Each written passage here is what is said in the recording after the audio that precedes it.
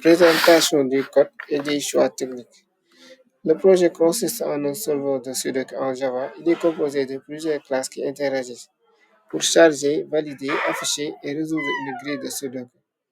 Les classes utilisées sont la classe main.java, la classe Sudoku Grid, la classe Sudoku File Handler, la classe Sudoku Validator et la classe Sudoku Solver. La classe main, son rôle c'est le point d'entrée du programme. Il gère l'entrée d'utilisateur, charge la grille de Sudoku, valide la grille initiale et utilise le serveur pour résoudre la grille. Les fonctionnalités qu'il a sont la lecture de la grille depuis un fichier ou via l'entrée utilisateur, validation de la grille initiale et affichage de la grille initiale et de la solution. La classe Sudoku Grid. Donc, son rôle c'est qui représente la grille de Sudoku. Les fonctionnalités qu'il a, stockage de la grille sous forme de tableau 2D avec les colonnes et les lignes, méthode pour obtenir et définir la grille, des méthodes pour afficher la grille de manière formatée. La classe DocFileHandler.java, il permet de gérer le chargement de la grille de Sudoku depuis un fichier. Les fonctionnalités qui sont la lecture d'un fichier texte pour remplir la grille de Sudoku, la validation du format du fichier. La classe Sudoku Validator.java. Donc, son rôle, c'est de valider la grille initiale de Sudoku pour assurer qu'il n'y a pas de doublon dans les lignes, colonnes ou sous-grille.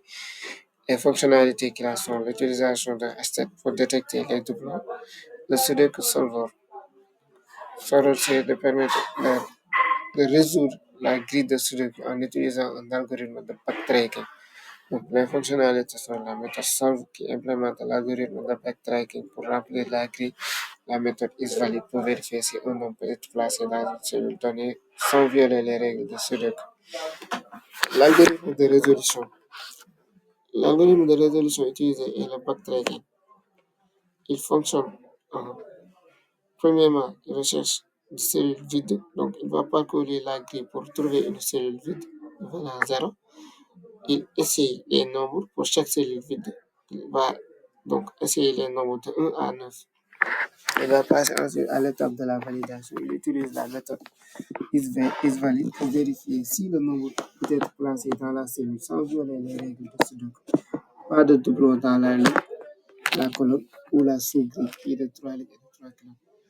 Ensuite, si le nombre est valide, on va placer le nombre dans la cellule et appeler récursivement solve pour continuer à remplir la grille avec la récursion. Ensuite, le backtracking. Si la grille ne peut pas être résolue avec le nombre actuel, on va réinitialiser la cellule à 0 et essayer le nombre suivant.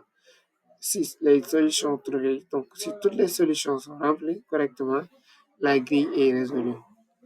Les choix techniques.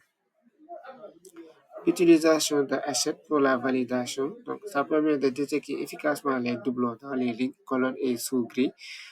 Simplifie la logique de validation en utilisant des clés uniques pour chaque contrainte, ligne, colonne, sous-grille. L'algorithme de backtracking. Donc, c'est un choix naturel pour résoudre les problèmes de type constraint satisfaction comme le Sudoku. Il permet d'explorer toutes les possibilités de manière systématique et de revenir en arrière si une solution partielle ne mène pas à une solution complète. La modularité qui permet la séparation des responsabilités entre différentes classes, chargement de fichiers, validation, résolution, affichage. Ensuite, nous avons la facilité. Ça permet de faciliter la maintenance et l'extension du code. Conclusion, le projet est bien structuré avec une séparation claire des responsabilités avec les différentes classes. Nous allons débuter avec la compilation de nos fichiers. Nous avons copié une grille que nous avons réalisée.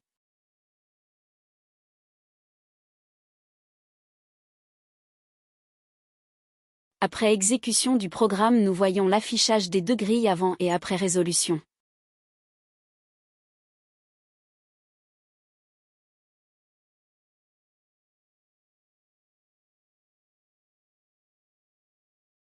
Gestion des erreurs.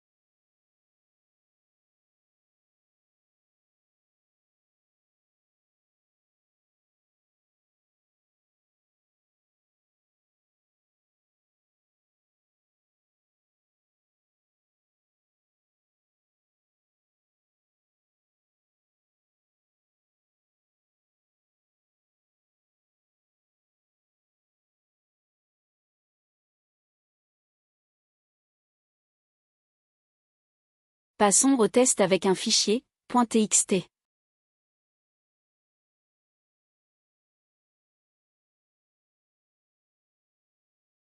Gestion des erreurs avec le fichier.